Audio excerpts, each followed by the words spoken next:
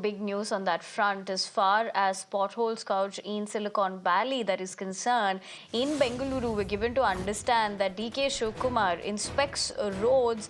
Karnataka Deputy CM audits work to fill potholes. You're looking at the visuals at the moment. It seems like this was late last night. DKS under pressure to fulfill the promise.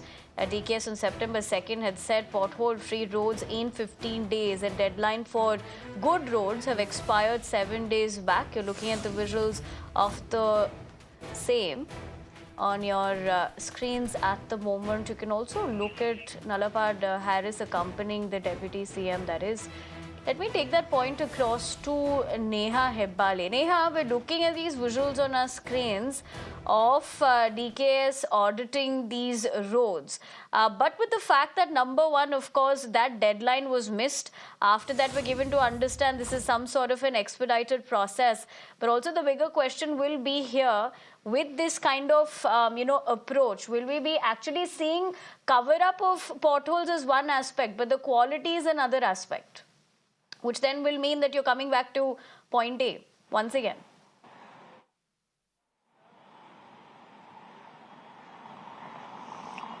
Well, yes, absolutely, Nivedana. In fact, we had done a reality check there on the day that the government had fixed as a deadline to fill up all the potholes across the city. And what we saw was rather unfortunate.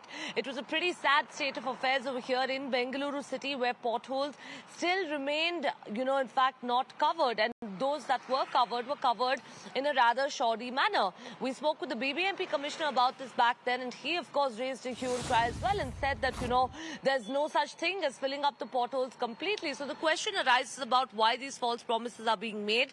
Of course, the Deputy Chief Minister, who was abroad, had returned to India. Now he's returned to Bengaluru. He's, of course, now gone on to take a stock of this situation. Whether there's going to be some action here against the officials, are they going to be pulled up for their, lackadaisical attitude and their approach towards this, is something that still remains unanswered. Right, Neha. Thank you very much for getting us those details and also putting things into context as far as how Mirror Now did do that reality check through your reports, of course, to really show the shoddy state of affairs as far as Bengaluru and its roads that are concerned. One can only hope that the situation will get better.